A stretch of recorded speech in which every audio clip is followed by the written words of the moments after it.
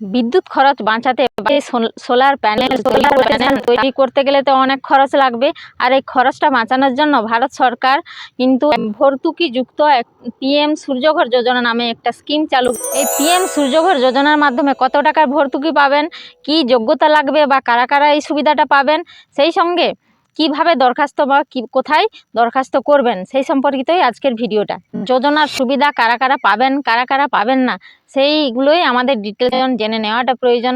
এই যে বর্তমান পরিস্থিতিতে, যুদ্ধের পরিস্থিতিতে বিভিন্ন জায়গায় গ্যাসের অসুবিধা হচ্ছে, তো সেক্ষেত্রে যদি সোলারটা থাকে তাহলে সেই সোলারে যে বিদ্যুৎ উৎপন্ন হবে সেই বিদ্যুতের মাধ্যমে কিন্তু রান্না করতে পারবো, টিভি, ফ্রিজ, বিভিন্ন ধরনের সুবিধা আমরা পেতে পারি। তো কি কি সুবিধা পাবো সেই সম্পর্কে প্রথমেই যেটা বলবো, আমাদের কিন্তু বিদ্যুৎ বিলটা খুব কম আসবে, সেই সঙ্গে অনেকটাই হয়তো নাও আসতে পারে বিদ্যুৎ বিল। দ্বিতীয় হচ্ছে, অতিরিক্ত যদি বিদ্যুৎ উৎপন্ন হয় তাহলে কিন্তু আমরা গ্রিডে বিক্রি করে সেটা থেকে ইনকামও করতে পারি। মূলত সোলার প্যানেলগুলোর আয়ু 25 বছর পর্যন্ত হয়, তাই এটা দীর্ঘমেয়াদী একটা বিনিয়োগও হতে পারে। এবারে জেনে নিই, চলুন এই সোলার প্যানেল নেওয়ার জন্য ভর্তুকি যদি আমরা পেতে চাই তাহলে কি কি যোগ্যতা লাগবে বা কারা কারা পাবেন। এটা জানতে গেলে কিন্তু আমাদের প্রথমেই জানতে হবে আপনাদের কতটা জায়গা আছে এবং সেই জায়গাটা কত ওয়াটের ক্ষমতা সম্পন্ন বিদ্যুৎ বা সোলার থেকে শক্তি উৎপন্ন হবে।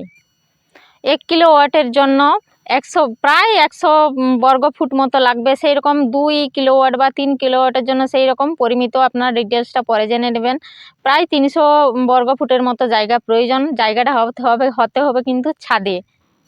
আর ভর্তুকিযুক্ত সোলার প্যানেল পেতে গেলে কিন্তু আপনাদের একটা নিজস্ব বাড়ি থাকতে হবে এবং বাড়িতে ছাদ থাকতে হবে, ছাদে জায়গা থাকতে হবে এবং সেই বাড়ি যেন কোনো ভাড়া বাড়ি বা বাণিজ্যিক কোনো ব্যবহার করার জন্য সেই সব বাড়ি যেন না হয়, নিজস্ব বাড়ি হতে হবে। আর নিজের বাড়িতে একটা বৈধ বিদ্যুৎ সংযোগের ব্যবস্থা যেন থাকে, সেটা থাকতে হবে। অবশ্যই সেই বিদ্যুৎ সংযোগটা যার নামে বাড়ি আছে বা যিনি ভর্তুকি পেতে যান তার নামেই সেই বাড়িটা বা বিদ্যুৎ সংযোগটা যেন তার নামেই থাকে। তৃতীয় নাম্বার হচ্ছে, আপনি যদি কোনো সোলার সিস্টেমে এর আগে যদি এই সোলারের কোনো সরকারি স্কিমের যদি সুবিধা না নিয়ে থাকেন তাহলে পাবেন। যদি আগে কোনো সরকারি সুবিধা পেয়ে থাকেন এই সোলার সিস্টেমে বিদ্যুৎ তৈরির, তাহলে কিন্তু এই সুবিধাটা পাবেন না দ্বিতীয়বার। প্রয়োজনীয় নথি লাগবে, আপনার বৈধ বিদ্যুতের বিল লাগবে, সেই সঙ্গে ভর্তুকির টাকা যে ঢুকবে তার জন্য ব্যাংকের অ্যাকাউন্ট লাগবে, পরিচয়পত্র লাগবে, পত্র হিসাবে আধারটাও দিয়ে দিতে পারেন। তিনটায় ভর্তুকি পাওয়া যায়, যা খরচ হবে ভর্তুকি প্রায় ওয়াট অনুযায়ী হয়, 30,000 থেকে 72 বা 78,000 অবধি ভর্তুকি পাওয়া যায়।